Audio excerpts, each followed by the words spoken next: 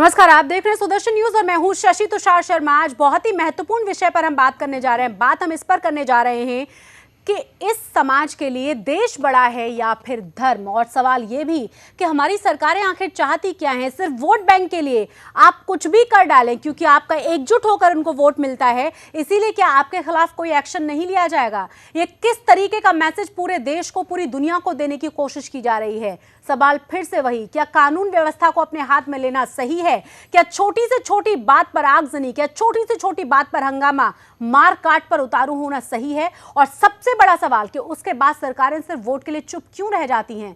एक छोटी सी बात को लेकर इतना बड़ा बवाल पूरे देश में मचता है, हंगामा हम देखते हैं, उसके बाद हम दंगे देखते हैं, उसके बाद हम मारकाट देखते हैं, सरकारी वाहनों में तोड़फोड़ देखते हैं, सड़कों पर 2.5 लाख लोगों को देखते हैं। इसके बाद भी सरकार की कान पर जू तक नहीं रेंगता। क्यों उनके खिलाफ कोई कार्रवाई नहीं की जाती? आज इसी पर हम बात करेंगे। हमारे साथ हमारे तमाम खास मेहमान जुड़ेंगे, लेकिन उससे पहले जरा ये रिपोर्ट आप देखिए और समझिए कि हम क्या कहने की कोशिश कर रहे हैं और आखिर हुआ क्या है, खबर क्या है, इस रिपोर्ट से जानिए।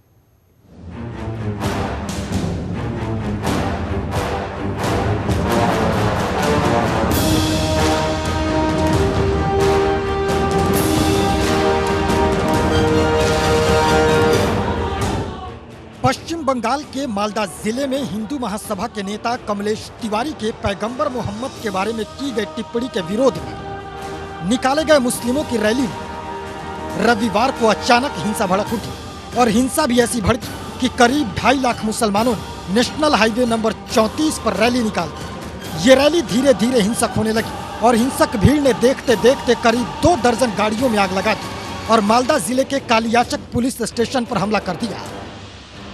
इसके बाद पूरे इलाके में धारा 144 लगा दी गई। रैली कालियाचक पुलिस स्टेशन के अंतर्गत आने वाले सूरज इलाके में रविवार दोपहर निकाली गई थी। कमलेश तिवारी की फांसी की मांग कर रहे प्रदर्शनकारी नेशनल हाईवे पर उतर वहां से गुजर रही बस के साथ रैली में शामिल लोगों की पहले तो बहस हुई, बाद में भीड़ ने बस पर हमला कर दिया। यात्री किसी तरह वहां से बचकर निकल गए। इसके कुछ देर बाद मालदा से आ रही बीएसएफ की एक गाड़ी में आग लगा दी गई।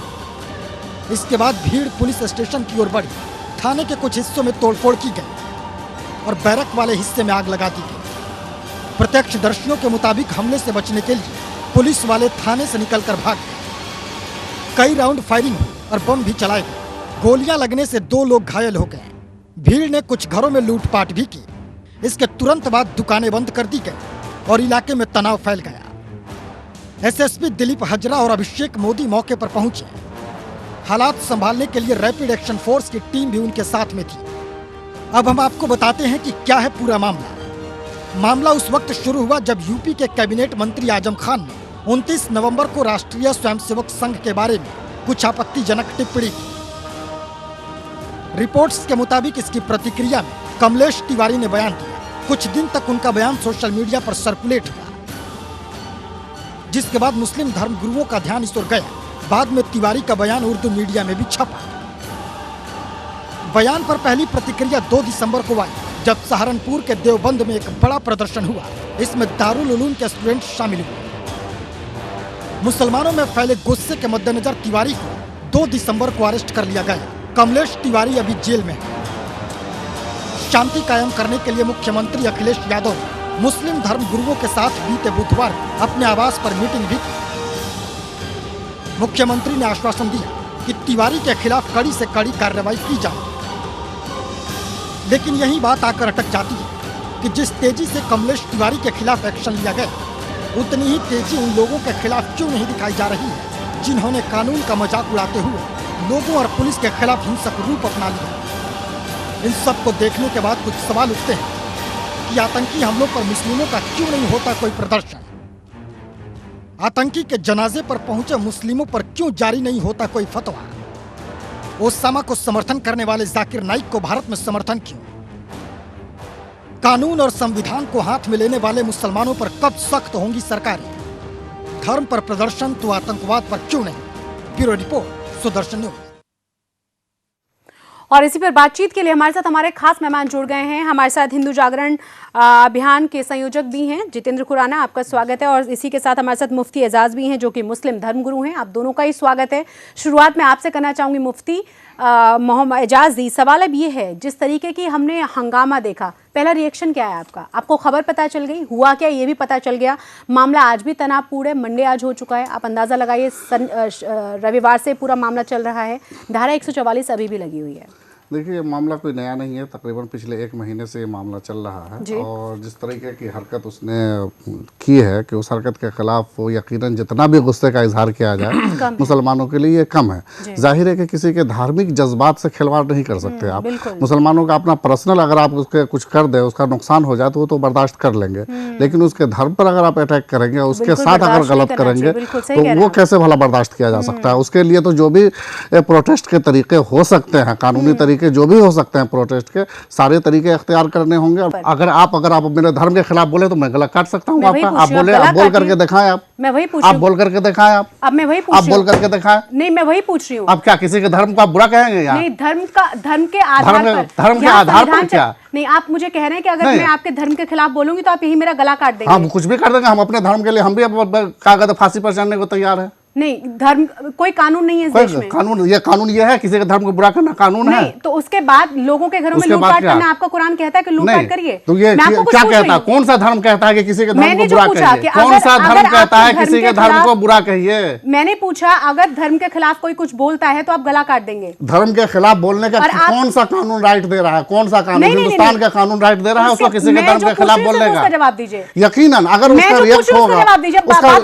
उसका रिएक्शन होगा, मैं जो उसका रिएक्शन जो भी कानून तोड़ने के तैयार है। आपका मतलब ये धर्म के खिलाफ बोलना कानून शिकनी नहीं है। नहीं, मैं कुछ और पूछ रही हूं। खिलाफ बोलना कानून शिकनी है या नहीं? आप मुझे एक बात बताइए, क्या है कानून? ये कानून पर आपका कानून में विश्वास नहीं आने का आपका मतलब ये है? आप कर रहे हैं कि नहीं? आपका मतलब ये है आप बोलेंगे, आप नहीं बात पलटने की क्या बात है? नहीं, आप कानून तोड़ने के तैयार है ना? आपका मतलब यही है ना? धर्म के खिलाफ बोलेंगे ये तो उसको कानून सजा देगा नहीं देगा? उसको कानून सजा देगा? लोगों को प्रोटेस्ट करने का कोई राइट नहीं है। प्रोटेस्ट करने का ना, प्रोटेस्ट करने का कोई राइट नहीं है। राइट है। इस पर आपने जो कहा कि गला काट दूंगा मैं, आपने कहा ना ये राइट तो नहीं है हमारे साथ, ऐसे ये राइट तो नहीं है। अगर आपका एक मुफ्ती का ये मानना है, किसी को भड़काना, मुसलमानों का क्या मानना है? ये भी किसी को भड़काना किसी चीज के लिए, कोई पलटा क्राइम नहीं के लिए जा किसी को भड़काना, कानून में विश्वास नहीं है आपका? किसी क्राइम के लिए किसी को भड़काना ये भी इलीगल है। कानून पे विश्वास नहीं है आपका? आपने क्या बोला? नहीं, मैं हम बड़ी इंटरेस्टिंग शुरुआत की शशि जी ने यहाँ पर। शुरुआत आप मेरी गर्दन काटेंगे ना? हाँ, आपका भड़काना ये भी इलीगल है। आप कह रहे हैं कि मैं खिलाफ बोलूंगी? नहीं बोला उन्होंने, नहीं बोला उन्होंने। उन्होंने ये बात कही है। बात मत पलटिए, लॉजिकल बात करिए। हम गलत नहीं जा रहे हैं, बिल्कुल सही जा रहे हैं। आप किसी के धर्म के खिलाफ जहर उगलता है, आप उसकी तरफदारी करेंगे? नहीं, कोई आदमी धर्म के खिलाफ बोल रहा है, आप उसकी तरफदारी नहीं कर रहे तो क्या गलत था? आप पहले सुन लीजिए, बिल्कुल सुन रहा हूँ, बताइए। आपके धर्म के खिलाफ बोलने वाले का आप गला काट देंगे, आप यही कह रहे हैं? धर्म के खिलाफ बोलने वाले का मैं गला काट दूंगा, मैं कह रहा हूँ। अगर कोई मेरे खिलाफ बोलेगा तो गोया वो मुझे भड़का रहा है, वो क्या कहते हैं, गैर कानूनी काम करने पर, और उसका ये काम खुद कानून में विश्वास नहीं ना? कानून में विश्वास नहीं है ना? आपने वही कहा। उसको ले जाएंगे, घिसेट करके काटते हुए ले जाएंगे, कोर्ट में ले जाकर के खड़ा करेंगे। आपका मतलब ये कानून में विश्वास नहीं है? कानून में क्यों नहीं विश्वास? कानून में विश्वास रखिए ना। आप किसी चीज को नहीं, किसी चीज को ये करना, मतलब आप उसको उभार रहे हैं। हम जो है भारत के कानून की कोई इज्जत नहीं कर। उसने तो तोड़ दिया, उसने तो गलती कर दी, उसने तो गलती कर दी, कमलेश तिवारी ने गलती कर दी। चलो वो है, आप उसका जो बैकिंग करेंगे आप? नहीं, बिल्कुल प्रोटेस्ट हो रहा है, लेकिन प्रोटेस्ट में आप थाने में हमला कर देंगे? आप थाने में हमला कर देंगे? क्या हो रहा है प्रोटेस्ट में? हिंदू घरों को लूटेंगे आप? लूटा गया है या उसकी न्यूज आई है, न्यूज आई है, हर अखबार में छपा है, प्रोटेस्ट हर अखबार में छपा है, हर अखबार में छपा है। 7 पुलिस वालों को पीटा गया है, बीएसपी वाले कैसी 7 पुलिस वालों को पीटा गया है। प्रोटेस्ट करिए, बसें चलाई गई, आप दिखाइए वीडियो, 2500 गाड़ी चलाई गई है। अरे वो दिखाओ ना, क्या वीडियो दिखाइए? आरएसएस वालों का झंडा लहरा रहा है, दिखाइए उसको, रिपीट कीजिए, और उसको देखिए झंडा किसका लहरा रहा है। अगर दिखाइए कोई मुसलमानों का झंडा दिखाइए ना। जब सत्ता में छप गया, रिवोल्ट प्रेस में छप गया, हर अखबार में छप गया कि 25 गाड़ियां चलाई गई हैं। आप गाड़ी चलाएंगे, गाड़ी चलाएंगे, आप गाड़ी चलाएंगे, कानून अपना काम करेगा, हमला करेंगे, आपको क्यों ऑब्जेक्शन है? क्यों कानून है? अपना काम क्यों करेगा, नहीं कानून काम करेगा? क्यों है? हमारे को पुलिस के भी ह्यूमन राइट्स हैं। अरे बिल्कुल है, पुलिस के ह्यूमन राइट्स। अपना काम ओपन करेगा। फायर करना चाहिए था पुलिस को, हाँ तो खड़े जाओ। मार देना चाहिए था। आप- मर जाते हैं अगर मुसलमान देशद्रोही हो। क्या बात कर रहे और हैं क्या? जितेंद्र जी? मेरे- वो सुनिए, स्टूडियो में मैं आपको एक मिनट शशि जी, अरे वो स्टूडियो में गर्दन काटने की बात कर रहे हैं। एक मिनट शशि उनकी जी, इतनी एक हिम्मत मिनट, है। एक मिनट बिल्कुल शशि है। जी, एक मिनट। धर्म को मेरे बर्बाद नहीं किया जा जैसा सकता। आप जिस उस पर दिन अटैक कर लें, मेरे बर्दाश्त जैसे नहीं नेता होगा। के हाथ में धर्म के अगर खिलाफ अगर पावर बर्दाश्त आएगी, बर्दाश्त नहीं होगा। कमलेश तिवारी ने भी गलत किया है, लेकिन ये ये जो किसने कहा 2.5 लाख कमलेश? मैं होता तो ओपन फायर करवा देता उन देशद्रोहियों पे। अगर थाने में हमला किया उन्होंने, 40 राउंड पुलिस वालों ने हवा में फायर किया, किसी भी लोग पे पुलिस ने फायर नहीं किया पुलिस वालों ने। मुफ्ती क्या आप एजाज, जाइए, सारे मुफ्ती डॉक्यूमेंट चला एजाज, दिए, मुफ्ती सारे एजाज। डॉक्यूमेंट चला दिए, थानों पे हमला करेंगे अब, थानों पे हमला करेंगे आप, केस करो ना। नहीं थानों पे हमला करेंगे, तो कानून अपना काम नहीं करेगा था- कि तुम्हें क्या क्यों objection नहीं है? है? कानून हमारा नहीं है, कानून हमारा कोई कानून योगदान के- नहीं है, कानून के जो तो रखवाले कानून भी हैं, अपना, देख रहे हैं। तो कानून भी अपना काम करेगा, तो आपने तो थाने में हमला कर दिया। कानून के रखवाले अपने कहाँ तमाशा देख रहे हैं। नहीं तो नहीं हम चुप बैठे, आप क्यों? हमला मुसलमानों को करते कोई रहे, right नहीं है कि आप किसी हमला को करते डिमांड करे। रहे, आप हमला करते रहे और हम हमला चुप क्या बैठे करते रहे, रहे? यही आपका कानून के मतलब। रखवाले क्या कर आपका रहे हैं? नहीं तो कानून का रखवाले तब कानून पर रखवाले पे क्यों नहीं अब विश्वास जरा किया बात आपने? करें। हमला क्यों कर दिया? किस पर हमला क्यों कर दिया हमला थाने पे? जितेंद्र किस पर जी, हमला कर दिया? थाने पे हमला कर दिया, थाने पर हमला हिंदू किया, घर थाने लूटे वाले आपने, डिमांड कर रहे, हिंदू protest घर कर रहे, लूटे आपने, आपने हर ठीक से- अखबार में छप गया। जितेंद्र जी, आपने ठीक से सुना ही नहीं। वो कह रहे हैं कि अगर आप भी गलत बोलेंगे तो वो स्टूडियो में हम लोगों का भी गला काट देंगे। देखिए हम आपने तो सुना नहीं हर ठीक से। हर एक मजहब की भावना का सिंपल सम्मान सी- करते हैं। वाला- मेरा ये कहना नहीं नहीं नहीं, है, आप कमलेश मुफ्ती ने गलत एजाज कर दिया। जी, मुफ्ती कमलेश एजाज तिवारी जी, ने जो बात किया से गलत भड़किए किया। मत। ये उसकी मुफ्ती गलती एजाज थी। जी, मैं आज भी इस बात पर कायम हो गए, किसी को आप जो है ना क्राइम करने के- पर जो है उभारना, ये भी कर क्या करा एजाज साहब, ऑफेंस है, एजाज साहब सुनिए। क्रिमिनल ऑफेंस है। नहीं, नहीं, आप किसी के कौन मजहब को जो है करेगा? मैं आपके खिलाफ कौन बोल decide दूं, करेगा? बर्दाश्त कर लेंगे, लेकिन किसी के जो रिलीजियस को, जो जज्बात को, पैशन को अगर हट करेगा, यकीनन वो बर्दाश्त नहीं करेगा, वो कुछ भी अटैक कर सकता है।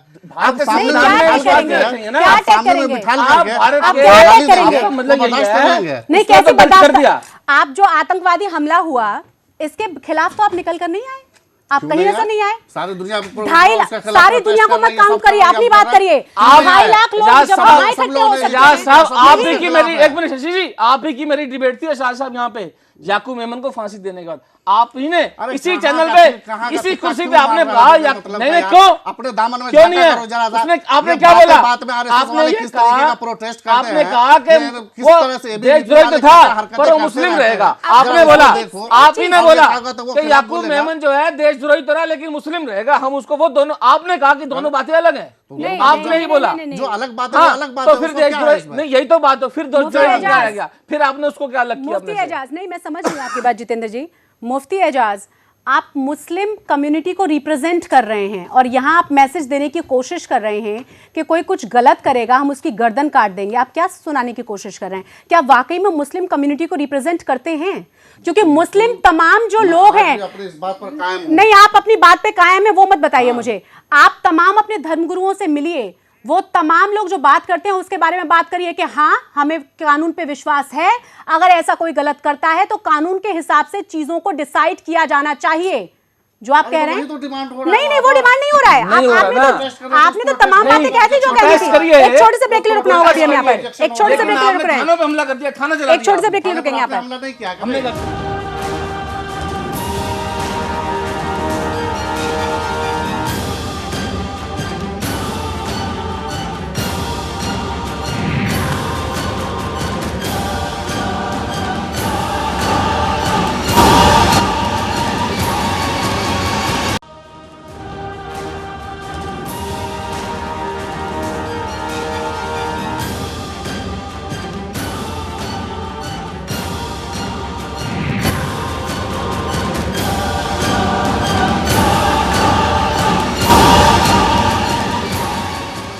तो शायद आज की बहस देखने के बाद आपको अंदाज़ा लग गया होगा कि किस हद तक कट्टरता है। लेकिन आपको एक बात यहाँ भी मैं क्लियर कर दूँ, ये तमाम जो डिस्कशन हो रहा है चैनल का इससे कोई लेना देना नहीं है, सबका अपना अपना विचार है। और ये भी बहुत साफ शब्दों में हमने बता दिया है कि रिप्रेजेंट आप मुस्लिम कम्युनिटी को नहीं करते हैं। एक और हमारे साथ मुस्लिम कम्युनिटी को रिप्रेजेंट करने वाले शख्स जुड़ गए हैं, उनसे भी हम बात करेंगे। हमारे साथ मोहम्मद अफजाल हैं। स्वागत है आपका मोहम्मद अफजाल जी। आप इसी से शुरू कर लीजिए। अगर आपके धर्म के खिलाफ कोई कुछ बोलता है, मानिए मैंने धर्म के खिलाफ कुछ बोल दिया, चैनल से इसका कोई लेना देना नहीं है, मैं पर्सनल बात कर रही हूँ अपनी, आप मेरा गर्दन काट देंगे? नहीं, ये कैसे हो सकता है? इंसानियत सबसे बड़ी चीज़ है। हम लोग जो मज़हब इस्लाम इंसानियत की तरजीह देता है और इस्लाम का लफ्ज़ी मायने सलामती वाला है। इसमें हिंसा का नाम तो कहीं है ही नहीं। हाँ, अलबत्ता कोई बात ऐसी होती है, हर चीज़ का एक जो है ना वो जो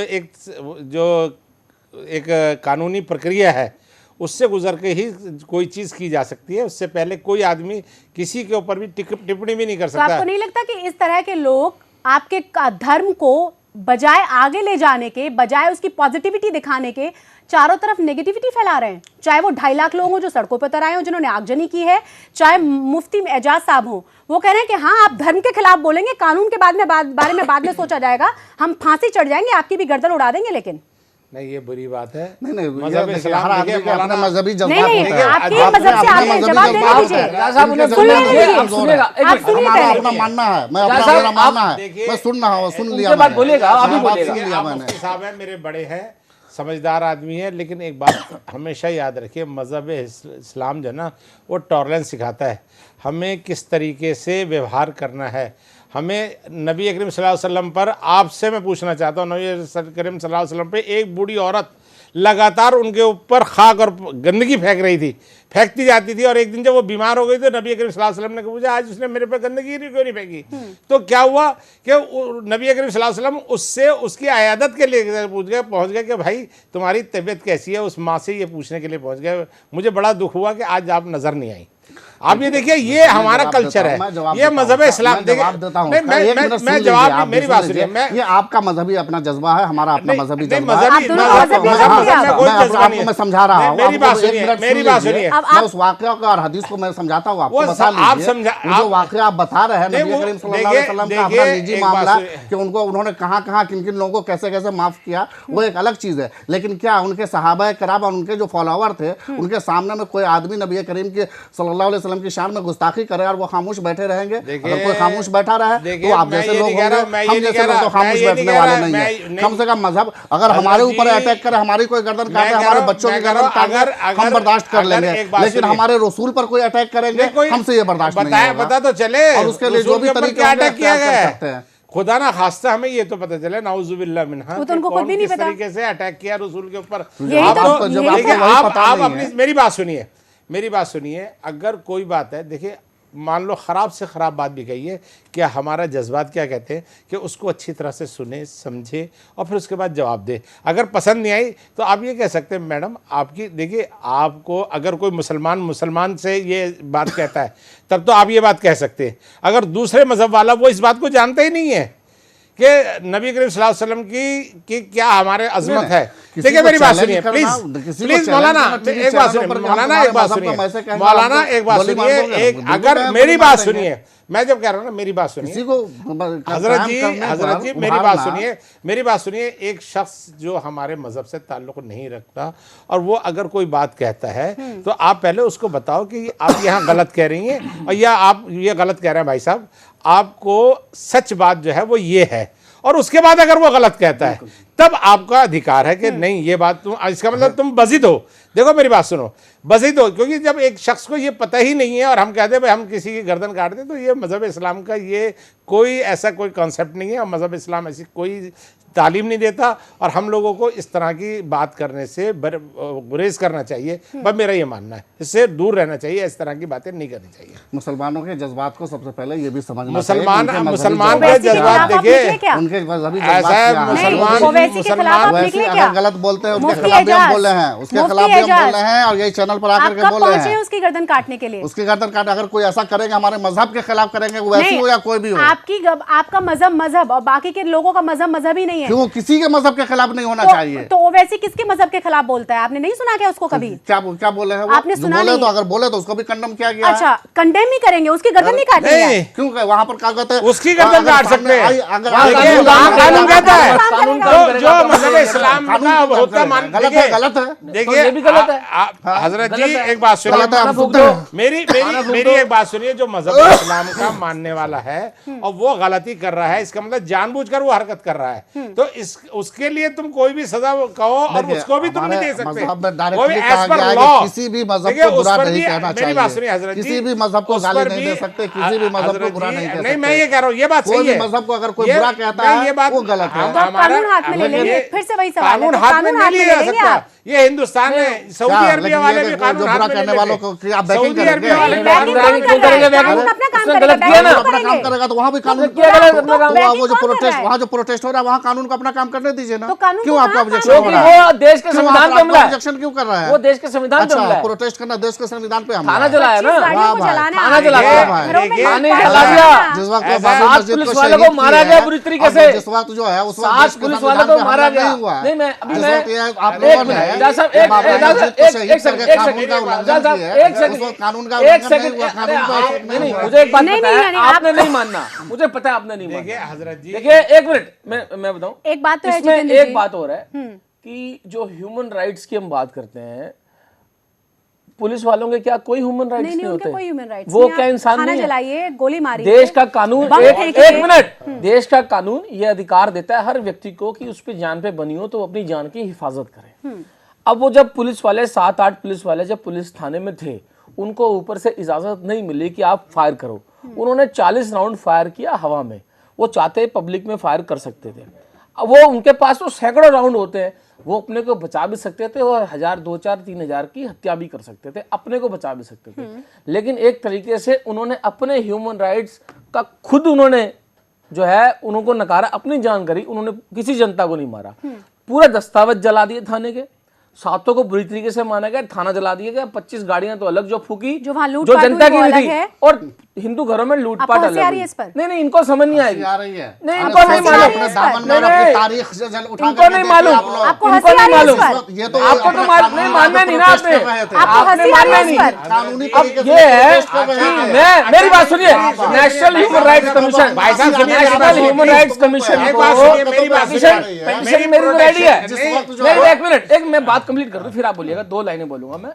नेशनल ह्यूमन राइट्स कमीशन और West Bengal human rights commission को, मेरा तो पिटीशन रेडी है, आपका डिबेट हो गया, नहीं तो मैं भेज देता अब तक कि मेरे को, मैं कहता हूं कि वो 7 पुलिस वाले मेरे पुलिस वाले थे, उसमें एसएचओ लेवल के भी थे, थानेदार भी थे, हवलदार भी थे और सीनियर ऑफिसर भी थे, वो मेरे थे। मैं कहता हूं मैं जनता को भी रिप्रेजेंट करता हूं, मैं यहाँ पुलिस को भी रिप्रेजेंट करना चाहता हूं, मेरी मर्जी। उनके ह्यूमन राइट्स का जो अवहेलना हुई है, वो उसका जवाब कौन देगा? उसके लिए कम से कम 200-500 लोगों को सलाखों के पीछे होना चाहिए। अगर कमलेश तिवारी ने वाकई गलत किया है तो है ना वो उसको- सलाखों के वो पीछे? उसने वो भयंकर, पहले से ही सलाखों जो के बोलना पीछे, चाहिए कौन प्रमाणित डिफेंस बोलो, करा उसको? कुछ बोलना प्रमाणित बोलो, बेफालतू में बोल देना, कोई लेना नहीं देना नहीं, बकवास कर दी उस व्यक्ति ने। मैं तो सवाल ठीक ये है, है, और अगर वो राष्ट्रकुका में अंदर है तो ये 500-700 लोग उसमें भी राष्ट्रकुका के अंदर जाने चाहिए। सारे मुसलमानों को अंदर कर दे। करो ना, 500-700 लोगों को राष्ट्रकुका में करो अंदर, जिन्होंने देश की सुरक्षा पे किया ना, संविधान को फाड़ा, संविधान की अवहेलना मुझे करी, एक छोटे से ब्रेक लेना राष्ट्रकुका लगाओ उनके ऊपर, करो अंदर। जितेंद्र जी, मैं ये आ रही हूँ काम मेरे अफजाल साथ होगा जी, वैसे। अफजाल जी, ये काम मेरे मैं आप ही के साथ पास होगा। आऊंगी। मुझे नहीं, वो लॉर्डर मेरे हाथ में नहीं, वो तो आप करेंगे, मुफ्ती एजाज, वो तो ज्यादा बेहतर आप कर पाएंगे। मुझे एक छोटे से ब्रेक ले रुकने दीजिए, मैं लौट के जब आऊंगी मोहम्मद अफजाल आप ही से बात करूंगी। एक छोटे से ब्रेक ले रुकना है अभी हमें यहाँ पर।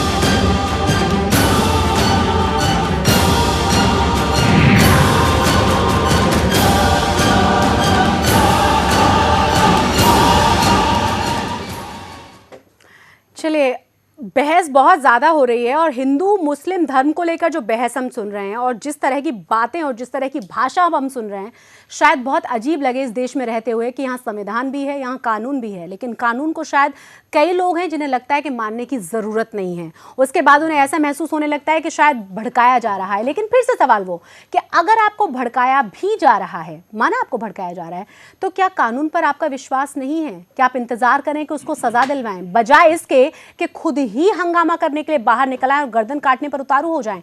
ज़रा सुनिए, जो लगातार हमारे साथ मेहमान है वो कह रहे हैं कि नहीं, मुस्लिम धर्म पर ये सब होता है। ज़रा जाकिर नाइक को सुनिए कि उन्होंने हिंदू धर्म के बारे में, गणपति के बारे में कितनी अच्छी भाषा में तमाम बातें कही हैं और हिंदुओं ने इसके बाद क्या रिएक्ट किया है, ये भी हम आपको बताएंगे। कि गणपति कौन है, ये गणेश कौन है? तो मेरा दोस्त मुझसे फरमाएगा कि ये गणपति भगवान शिवा, लॉर्ड शिवा का बेटा है। और वो कहेगा कि एक दिन जब शिवा घर से बाहर निकलते हैं तो उसकी बीवी पार्वती अपने जिस्म का मैल निकाल के एक बेटा पैदा करती है और उस बेटे से कहती है कि आप घर के दरवाजे पे खड़े रहो और मैं आराम कर रही हूं, घर में किसी को भी अंदर आने मत देना। और कुछ दिन बाद जब शिवा अपने घर पे लौटता है और वो घर में दाखिल होना चाहता है तो ये लड़का उसे रोकता है, कहता है कि मेरी वालदा, मेरी मां आराम फरमा रही है, आप घर में नहीं जा सकते। शिवा तेश में आके, ये लड़का मेरे घर में मुझे दाखिल होने से रोक रहा है, तेश में आके उसकी गर्दन उड़ा डालता है। तो मैं सवाल पूछूंगा मैं हिंदू दोस्त से, आपका भगवान आपके बेटे को नहीं पहचान सकता है, जब मैं तकलीफ में रहूंगा तो मुझे कैसे पहचानेंगे? आपका भगवान आपके बेटे को नहीं पहचान सकता है, तो मैं जब तक तकलीफ में आऊंगा तो मुझे कैसा पहचानेगा? और ये कहानी वह कंटिन्यू होती है और इस कहानी के अंदर इतना दूर तक वो सिर चले जाता है कि भगवान उस सिर को वापस नहीं लेके आ सकते। तो वो कहते हैं लोगों से कि पहला जानवर जो आपके नजदीक आएगा उसकी गर्दन काट के मेरे पास लेके आओ। तो पहला जानवर जो उनके नजदीक आता है वो होता है हाथी। तो हाथी की गर्दन काटते और शिवा के पास लेके आता। शिवा इस हाथी की गर्दन को, इस हाथी की मुंडी को अपने बेटे के ऊपर लगाता है और वजूद में आता है गणेश, गणपति। मैं कहूंगा ये आपका भगवान है? मेरा दोस्त कहेगा अरे जाने देना जाकिर, ये तो माइथोलॉजी, ये तो कहानी है, छोड़ना। अरे बट मुझे प्रसाद खाने का है, आप साबित करके दिखाओ कि गणेश भगवान है और मैं खा सकता हूं। मुफ्ती एजाज, सुन लिया आपने? देखिए, कोई भी अगर धर्म के खिलाफ किसी को नहीं, गलत आप कह फिर रहा बताइए है इसके तो बाद कितने बिल्कुल। प्रदर्शन आपने देखे इनके खिलाफ? अरे इनको क्या कहते हैं, इनके सारे चैनल्स बंद कर दिए गए, इन पर क्या कहते हैं देश में एंट्री बंद कर दी गई, कई स्टेट में इन पर पाबंदी लग गई है। हंगामा देखा, मारकाट देखी, सब कुछ हुआ है इनके खिलाफ। क्या क्या क्या नहीं हुआ है? सब कुछ हुआ है। मारकाट कहाँ हुआ? मारकाट देखी, मारकाट का क्या मतलब? कोई गाड़ी नहीं, हालांकि एक साधारण मुस्लिम को भी कुछ नहीं कहा गया। क्यों? यहाँ पे धर्म दूसरे जो हिंदू मुख्य समाज है वो मुस्लिमों का भी सम्मान कर रहा है और संविधान का भी सम्मान कर रहा है, कानूनी तरीका अपनाया की गया। बात इन्हीं की देखो, कमलेश तिवारी ने गलत बोला, सुनो मेरे भाई, गलत बोला, ए भाई कानून साहब, काम करेगा अपना। भाई साहब मेरी बात सुनिए, इन्होंने एक बहुत अच्छी बात करी ये मुख्य कि समाज नहीं है। उनके जो है चैनल को बंद कर दिया, उनको बंद कर दिया, उनका ये कर दिया, वो कर दिया। सिर्फ उनको किया या बाकी सारे मुस्लिम कम्युनिटी को किया? अगर नहीं किया तो फिर आपको अपने लफ्जों को वापस लेना चाहिए। मैं ये मुस्लिम कम्युनिटी आप क्या चाह नहीं, मुस्लिम कम्युनिटी को के ऊपर कहाँ बैन किया? आप सुन तो लीजिए पहले। नहीं कहा, अब क्या चाह रहे हैं कि मुसलमान पर बैन लगा देंगे? नहीं, मैं कह रहा हूँ बैन, मैं ये कह रहा हूँ मुसलमान पे बैन लगा देंगे। आप क्या वो कह, मैं मुसलमान पे बैन लगाने कह रहा हूँ? आप क्या बोल रहे हैं? मैं जो कह रहा हूँ मेरी बात को आप समझ ही नहीं रहे। आप कैसे मुसलमान है? आप मेरी बात को समझ नहीं रहे और आप जैसे लोगों की वजह से मुसलमान हाशिए पे आ रहा है। और बदनाम हो रहा है। बहुत अच्छी बात और है। नहीं, भारत ही नहीं। तुम जैसे लोग तर्जुमान, आप किसके तर्जुमान है? आप किसके? उसामा बिन लादेन के तर्जुमान है, याकूब मेमन के तर्जुमान आप है। याकूब मेमन के तर्जुमान है, आप ISIS के तर्जुमान है। आप जैसे तर्जुमान मुसलमानों को हाशिए में ला रहे हैं, मुसलमानों के बारे में आप मुसलमानों के रहबर भी नहीं हो सकते अगर आप ऐसी बात करते हैं। आप एक बात सुनिए, एक तरफ एक के लिए दूसरी बात और अपने के लिए दूसरी बात, आप दो बातें नहीं कर सकते। आप दो बातें कर रहे हैं। मैं कह रहा हूँ, देखिए मैंने वही पूछा, आपने क्या किया जाकिर नाइक के खिलाफ? आपने क्या किया? आपने क्या किया? आपने किया कंडेम? तो कंडेम तो आप इस बयान को भी कर सकते थे। अखिलेश तिवारी को कंडेम करते बस आप हंगामा मचाने क्यों चले आए?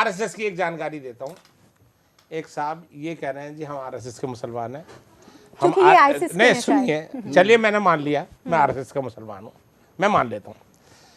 इन मुसलमान हमारे जो भाई मुसलमान हैं, जो इनके ठेकेदारी है, हमारे भाई की ठेकेदारी है मुसलमानों ये की। तो बर्बादी कर रहे हैं। मैं आप मेरी बात सुनिए, इन ठेकेदारों ने कभी आज तक हिंदुस्तान के मुसलमानों में मस्जिदों को बांट दिया, हमारी जो है ना इबादत गाहों को बांट दिया। इन्होंने कह दिया ये देवबंदी है, ये बरेलवी है, ये शिया है, ये सैयद है, ये फलाना है। तुम फैला रहे हो, तुम दाढ़ी रख रहे हो, नहीं है, कहीं कुछ बटा हुआ नहीं है। शर्म करो कि आरएसएस ने क्या किया वो बताता हूं मैं आपको, बता दो आरएसएस ने क्या किया। और यहाँ पर आरएसएस ने, अगर आप मेरी बात सुनो, आरएसएस ने क्या किया सुनो, सुन तो लीजिए, सुन तो लो, आरएसएस ने मुस्लिम राष्ट्र मंच ने क्या किया, जिसमें मैं गाली फख्र के साथ कहता हूं, गाली एक बात सुन लो, सुन तो लो, जवाब तो हमको बोलने दो। पहले उनको सुनिए आप। बकवास करोगे मौलाना, मुफ्ती तुम्हारी एजाज, कोई बकवास नहीं सुनेगा। मुफ्ती एजाज, नहीं, मुफ्ती एजाज, पहले आप सुनिए। ऐसे अगर पहले आप आप सुनिए। गाली बक रहे हैं, नहीं सुनेंगे। नहीं, आप माफ करिए। मैं एक बात सुनो, ये मुस्लिम राष्ट्रीय मंच इसने क्या किया मैं बताता हूँ आपको। सुनो, मैं मुस्लिम राष्ट्रीय मंच का एक जिम्मेदार होने के नाते मैं कहता हूँ 8 अगस्त को मुस्लिम राष्ट्रीय मंच ने एक बहुत बड़ा कार्यक्रम किया लखनऊ के अंदर। मैं बताता हूँ उसके अंदर, लखनऊ के अंदर, अगर आप 8 अगस्त का 9 अगस्त के अखबार सारे हिंदुस्तान के छान के देख लो और जितने भी टीवी चैनल हैं उन पर छान के देख लो कि मुस्लिम राष्ट्रीय मंच एक अकेला ऐसा मंच है जिसने सभी जितने भी फ़िरक़े हैं मुसलमानों के, उन सब फ़िरक़े के उलेमाओं को एक साथ एक मंच पर इकट्ठा किया। जबकि आज तक कोई भी फ़िरक़े का कोई भी आलिम ने आज तक ऐसा जलवा नहीं दिखा सका। ये आरएसएस का मोहम्मद अफजाल, जिसको ये बात कहते हैं ना, इस आरएसएस के मोहम्मद अफजाल ने पूरे हिंदुस्तान के मुसलमानों को एक मंच पर लाके खड़ा कर दिया कि भाई लड़ो मत, अल्लाह के वास्ते मत लड़ो। अब हमारे मुल्क के, हम इस मुल्क के रहने वाले हैं, हमें अपनी कौम को फलाह और बहबूद चाहिए, हमें अपने कौम को तालीम चाहिए, हमें अपनी कौम के लिए जो है सेहत चाहिए, हम बहुत पिछड़े हुए हैं हिंदुस्तान के अंदर। हमें आज तुम जैसे लोग हम मुसलमानों को हाशिए पे ला रहा हो। आज हमारे को कहीं ना कहीं एजुकेशन कहीं नहीं है हमारे अंदर, हमारे अंदर एजुकेशन नहीं है। आप क्या एजुकेशन? अब मुझे एक चीज और जोड़ दूं मैं, एक और चीज जितेंद्र जी, एक और चीज जोड़ दूं मैं। लखनऊ में जो शिया मुस्लिम्स के साथ सऊदी में हुआ है वो हम सब जानते हैं, उसके खिलाफ भी एक विरोध प्रदर्शन हुआ, तमाम लोग निकले, पुलिस वहां साथ थी, तमाम जो धर्मगुरु थे वो आगे आगे चल रहे थे, बड़ी शांति से विरोध प्रदर्शन हुआ। क्या वो विरोध प्रदर्शन नहीं था? क्या हमने उस चीज को बैठकर यहाँ पे एनालिसिस किया कि क्यों गलत हुआ, क्या सही हुआ? आपका अधिकार है, हम सब एक हैं, पर सवाल फिर से वही उठता है कि सब लोग अगर तलवार लेकर निकल आए एक छोटी छोटी बातों के लिए, तो आप गर्दन ही काटते रहिए बस देश में। नहीं, अगर आप रिप्रेजेंट नहीं करते, आप मुस्लिम कम्युनिटी को रिप्रेजेंट ही नहीं करते। मेरी बात सुनिए, मैं जिम्मेदारी से कहता हूँ, अगर हम उन जैसे लोगों को डिफेंस करते हैं तो हम कल उसामा बिन लादेन पैदा कर रहे हैं, हम मुल्ला उमर पैदा कर रहे हैं, हम पैदा कर रहे हैं। अगर हम उनको डिफेंस करते हैं, उनका क्या बात करते हैं आप? अच्छा एक चीज बताइए, एक चीज बताइए मुफ्ती एजाज जी, आप कुछ ऐसा पूछिए जो, क्योंकि वो तो आरएसएस के, तो उनको कुछ तो पता होगा, मुस्लिम धर्म के बारे में उनको पता ही नहीं है। आप कोई आयत, कोई कुरान, कोई सूरा कुछ पूछिए ना उनसे, उनको पता ही नहीं है जो आपको पता है। आप ही तो रिसर्च कर रहे हैं, पूछ लो, आप पूछिए ना, पूछो क्या पूछना चाहते हो? के हवाले के साथ एक सिर्फ सिंगल एक हदीस पढ़ के सुना दो। कौन सी? अरबी की जो है, बुखारी शरीफ, मुस्लिम शरीफ, कोई भी हदीस की एक सिंगल किताब हदीस की अगर सुना दो, मैं अभी आरएसएस का एजेंट बन जाऊंगा, आपके पीछे पीछे चलूंगा। एक हदीस बुखारी मुस्लिम किसी की भी हम जो है पूरे रेफरेंस के साथ सुना दो, एक सिंगल हदीस। चलो सुना, एक सिंगल हदीस। सिंगल हदीस, कुरान की एक आयत सुना। आयत हदीस को छोड़ो, आयत छोड़िए, हदीस सुनाइए। नहीं, मैं सुनाता हूँ, हदीस सुनाइए, हदीस सुनाइए, बुखारी शरीफ की सुनाइए। नहीं, आप सुना रहे हैं, अब कुरान की आयत सुना रहे हैं ना? हम हदीस कर रहे सुनाने को, कुरान की आयत कौन सी? देखो एक बात सुनिए, अगर आप मुझसे पूछने लगे, मैं बेशक हिंदू हूँ और आप मुझसे देखिए एक बात सुनिए, एक कुरान की आयत सुनाता हूँ और वो इनका मुंह बंद करने के लिए सुना रहा हूँ। बिस्मिल्लाहिर्रहमानिर्रहीम, वातिउल्लाह व रसूलुहु इन कुंतुम मोमिनीन। ये भी गलत पढ़ दिया इन्होंने, कुरान को गलत करने पर क्या बताओ, क्या गलत किया? ये बीच में 2-3 लिखा है, ऐसे अरबी मैंने इस्लाम के फॉलोअर आप गलत, हमारे बच्चे एक साथ में पूरे के पूरे कुरान को सुनाते हैं। इसका मतलब क्या हुआ? मैं कहाँ से सुनाऊं? बोलो, मैं कहाँ से सुनाऊं? फॉलोवर हो जाएगा। आयत पढ़ तो रहे हैं, एक आयत पढ़ रहे हैं, वो भी गलत पढ़ रहे हैं। और कौन सी आयत पढ़ के सुनाओ, बोलो। इन्ना अंज़लनाहु फी लैलतिल क़द्र वमा अदराका मा लैलतुल क़द्र, लैलतुल क़द्र खैरुन मिन अल्फ़ि शहर तनज़्ज़ुलुल मलाइकतु वरूहु फ़ीहा बिइज़्नि रब्बिहिम मिन कुल्लि अमरिन सलाम हिया हत्ता मतलइल फ़ज्र इज़ा जाअ नस्रुल्लाहि वल फ़तहु व रअयत अन्नास यदख़ुलूना फ़ी दीनिल्लाहि अफ़वाजा फसब्बिह बिहम्दि रब्बिका वस्तग़फ़िरहु इन्नहु काना तव्वाबा। इसका मतलब मुझे पता है कि नहीं, मेरी तरफ से आपके लिए क्या कहें? आप मेरे पर मेरी तरफ से, ये मेरी तरफ से आपके लिए। और इनको देख लीजिए, माफ कीजिएगा आप, और कितनी आप जैसे लोग रिप्रेजेंट नहीं करते देश को, माफ कीजिएगा, और कितनी आप जैसे लोग रिप्रेजेंट ही नहीं करते। अब मैं आपसे पूछूं, अब हमारे भारत के संविधान का एक आर्टिकल, माफ कीजिएगा, माफ कीजिएगा, माफ कीजिएगा, अच्छा माफ कीजिएगा। अच्छा शशि नहीं शशि जी क्या कुछ नहीं, यहाँ पर बातें ऐसी हो रही है। सुनिए कुरान की आयत गलत तरीके से पढ़ रहा है। कुरान की हम कह रहे हैं एक हदीस पढ़ के सुना दिया, एक हदीस पढ़ के नहीं सुना दिया, ताली बजा रही है। ये क्या कहते हैं? अब मैं आपसे बीच में एक मिडिल कमांड अदा करना चाहिए। ये जर्नलिज्म के जे से वाकिफ नहीं है और पता नहीं कहाँ नहीं नहीं नहीं, आपको गलतफहमी हो गई है, आपको गलतफहमी हो गई है, आपको गलतफहमी हो गई है। शशि जी नहीं, आप रिप्रेजेंट ही नहीं करते लोगों को, मान लिया कि आप रिप्रेजेंट ही नहीं करते। आप माफ करिए, आप नहीं जा रहे हैं, माफ कीजिएगा, माफ करिए, माफ करिए, इन लोगों को चैन आप तो रिप्रेजेंट ही नहीं करते, माफ करिए, ये किसी को माफ रिप्रेजेंट नहीं करिए, करते। आप रिप्रेजेंट ही नहीं करते, अपनी दुकान को चलाने के लिए रिप्रेजेंट सिर्फ दुकान रिप्रेजेंट ही नहीं करते आप। मुझे बड़ी देर से जी बिल्कुल बोलिए, ये मेरे ऊपर ऑब्जेक्शन लगा रहा है। बोलिए, बोलिए। एक मुसलमान के ऊपर ये ठेकेदारी तुम जैसा लोगों ने मुसलमानों को जीना हराम कर दिया। हमें किस तरीके के सवालों का जवाब देने पड़ते हैं, आप जैसे लोगों की वजह से जवाब देने पड़ते हैं। मेरा ये कहना है, देखिए आप सुन भी लीजिए, एक बात तो तय है, आप सुन भी लीजिए, सुन भी एक लीजिए। बात तो क्या सुनेगा? एक बात तो तय है ना कि ये बात कमलेश तिवारी ने बोला, गलत बोला, बिल्कुल गलत बोला। मैं एक मिनट अफजाल साहब, अब मैं इंटरप्ट नहीं कर रहा था आपको। देखिए मैंने अभी पुस्तक पढ़ी मुस्लिम डेवलपमेंट के ऊपर। दुनिया भर में जो 24% जो जनसंख्या है मुस्लिमों की, उनका दुनिया की जीडीपी में सिर्फ 6% योगदान है। वो मुस्लिम अफजाल साहब की तरह कोई, वो विदेशी राइटर है, वो कह रहा है कि हमने क्या गलती करी है। हमने, हमारे पास सबसे ज्यादा प्राकृतिक जो संपत्ति है पेट्रोल, वो मुस्लिमों के पास है। अब वो प्राकृतिक संपत्ति, पेड़ पौधे, खनिज भी होते हैं, लेकिन पेट्रोल सबसे इंपॉर्टेंट है, वो हमारे पास है, फिर भी 6% क्यों है? तो उसने एनालिसिस ये दिया कि जो हमारे मौलाना है वो हर बात मतलब डेवलपमेंट में ले जाने की बजाय हर बात में हमारे जो साधारण जनता है उनको इसी में उलझा के रखे हैं। मुस्लिम, एक मिनट, मुस्लिम समाज को एजुकेशन, मुस्लिम महिलाओं के लिए एजुकेशन, नौकरी, व्यवसाय, क्या कारण है कि यहाँ के भारत के मुसलमानों को दुबई इतने लाखों लोगों को जाके नौकरी करनी पड़ती? एक मिनट, कारण उसका मैं यही मानता हूं कि मेरा ये मानना है, ये 2.5 लाख लोग जिन्होंने प्रदर्शन किया, और अभी लगभग कई प्रदर्शन हो चुके हैं, और उसी प्रदर्शन में एक प्रदर्शन वो भी है कि टोंक में जिस कांग्रेस पार्षद ने इसी कमलेश तिवारी के विरोध में ही निकाला और ISIS जिंदाबाद के नारे भी उसने लगाए, ये भी घटना उसी की श्रृंखला में ही है, ये उसी की पता है। तो राजस्थान में ये हो गया, वेस्ट बंगाल में ये हो गया। अगर ये 2.5 लाख लोग मिल करके कुछ सृजनता करते, कुछ करते और कुछ पॉजिटिव काम करके आते, तो समाज आगे बढ़ता, मुस्लिम समाज आगे बढ़ता, देश आगे बढ़ता। जितेंद्र जी, भाई साहब, मैं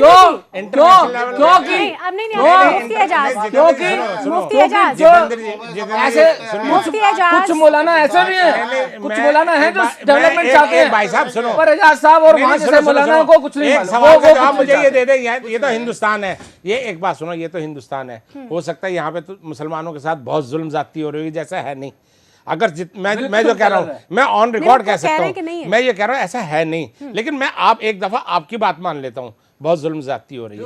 मैं आप ही कह रहा हूँ ना, आप अभी नहीं, आप ही ने तो कहा ना कि मुसलमान की आवाज दबाने की कोशिश कर रहे हैं। मैं आपको कह रहा हूँ, एक बार मैं हर बात में जवाब नहीं, देखो जवाब आप मेरी सुनिए, आप एक सवाल में, अब सवाल में मैं कह रहा हूँ, आप एक बात सुनिए, आप एक बात, आप एक सवाल है, आज पूरा यूरोप, आज पूरा यूरोप, पूरा अमेरिका, पूरा यूरोप और पूरा अमेरिका, पूरा जो खलीज और जो सऊदी और ये जितने भी मुस्लिम कंट्रीज है, इनके ऊपर बम बरसा रहे हैं, पूरे पे बम बरसा रहे हैं।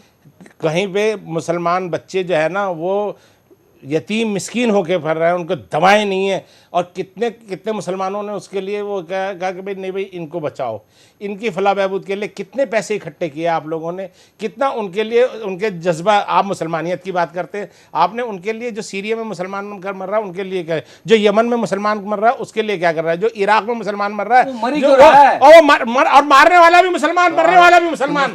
देखिए नहीं, मेरी बात सुनिए, मेरी बात सुनिए, कमाल क्या है, देखिए वहां पर नहीं बोल रहे, जो मरने वाला भी मुसलमान है, मारने वाला भी मुसलमान है। कह रहे हैं कि मुसलमानों के ठेकेदार अब आ जाइए वहां से, आ जाइए कश्मीर में। अच्छा, इसका समाधान क्या है? समाधान क्या है?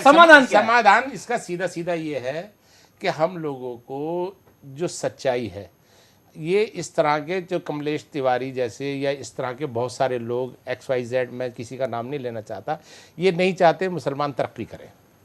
मैं आपकी बात को ही आगे बढ़ा रहा हूँ, ये नहीं चाहते। हाँ, मैं कह रहा हूँ ये नहीं चाहते मुसलमान तरक्की करे, मुसलमान बाहर निकले, मुसलमान सर फोड़े, मुसलमान सर फुटवाए, मुसलमान मरे, मुसलमान कुटे, है जी।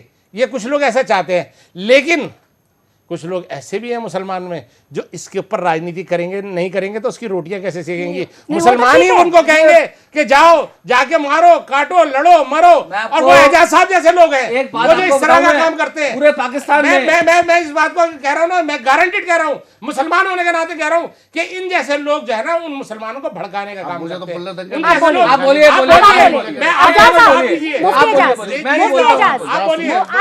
आप बताइए उन मुसलमानों का, अगर एक बात सुनिए, एक बच्चा अगर मरता है, आज मेरी बात सुनिए, वहां पे वो जो पुलिस वाला, मेरे सवाल का जवाब दो, वहां पे जो पुलिस वाले साथ थे जिनके पास गने थी और उनके पास निहत्ते थे, अगर 2-4 मासूम वो बच्चे जो आए थे वो मर जाते तो कौन किसकी माँ का बेटा मारते? कौन जिम्मेदार होते? तुम जिम्मेदार होते। फिर आप कहते, फिर आप ये कहते ये इंसानियत के दुश्मन है, ये ह्यूमन राइट्स वाली बात करते हैं। अरे आप लोगों की जिम्मेदारी, हम देखो एक बात सुनो, असल बात मैं कह रहा हूँ, आखिरी बात कह रहा हूँ मैं इनसे, एक बात मैं, उसके बाद इनको सुनना।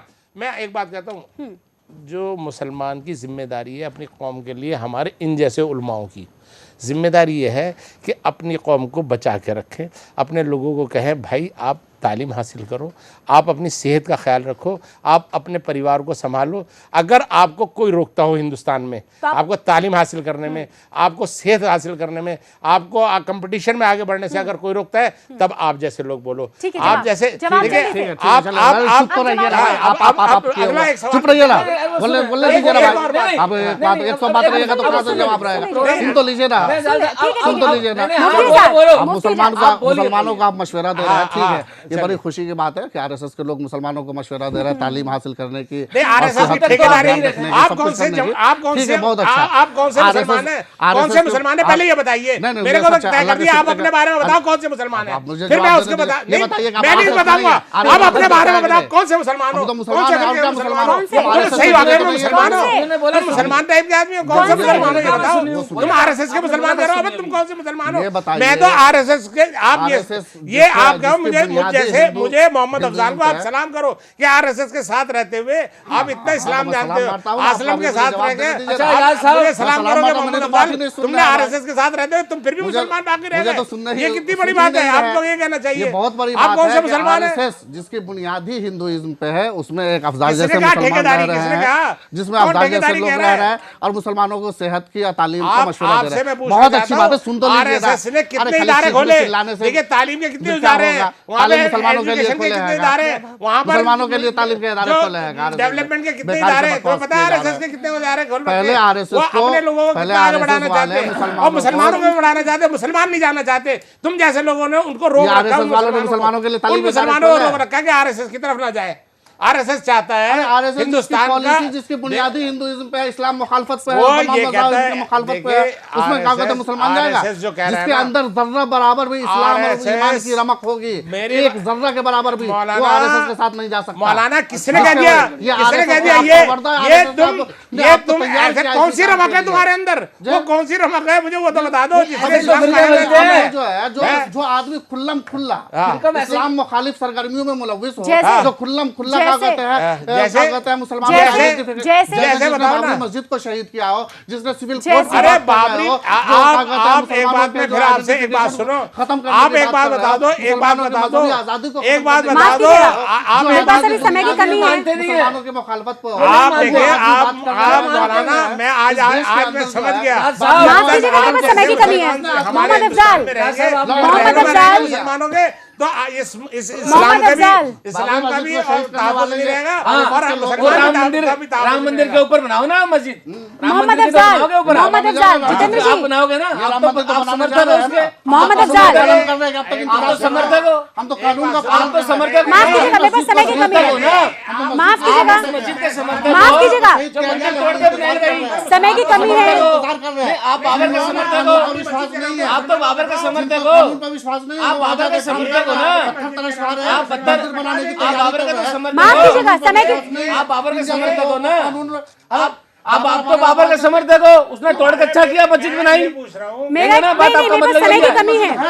है ना, तो मंदिर तोड़ के बनी ना वो, कानून को अपना तोड़ के बनी ना, तो यहाँ भी कानून का काम यहाँ करने कानून को देंगे। कानून करने देंगे, यहाँ नहीं। और क्या, कोर्ट की जजमेंट है, कोर्ट की जजमेंट है, कोर्ट की जजमेंट है, कोर्ट की जजमेंट है ना, कोर्ट की जजमेंट है ना, कोर्ट ने मानो ना, कोर्ट ने माना ना उसमें, मेरे पास समय की कमी है। माफ कीजिएगा, माफ कीजिएगा, माफ कीजिएगा, माफ कीजिएगा, माफ कीजिएगा, आप दोनों माफ करें, माफ कीजिएगा आप दोनं ही। नहीं आप नहीं मान रहे, जितेंद्र जी, जितेंद्र जी, आप नैतिकता नहीं मान मेरे रही, पास समय की कमी है। जितेंद्र जी, मेरे पास समय की, मुफ्ती एजाज, ये क्या कहते हैं, मुफ्ती एजाज, 4 हो सकता है, लेकिन 4.5 आज एक बात मैं यहाँ पर कहना चाहूंगी, कुछ भी सही, माफ कीजिएगा, मेरे पास समय की कमी है। एक बात मैं कहना चाहूंगी, चाहे जो भी सही, लेकिन इस तरह के लोग, इस तरह नहीं, माफ कीजिएगा मोहम्मद अफजाल, मैं एक शो के एंड में एक बात कहना चाहूंगी, कुछ भी सही, मोहम्मद अफजाल जैसे लोग रिप्रेजेंट करते हैं तमाम मुस्लिम्स को, कम से कम उतनी कट्टरवादिता जो हम सुन रहे हैं आरएसएस,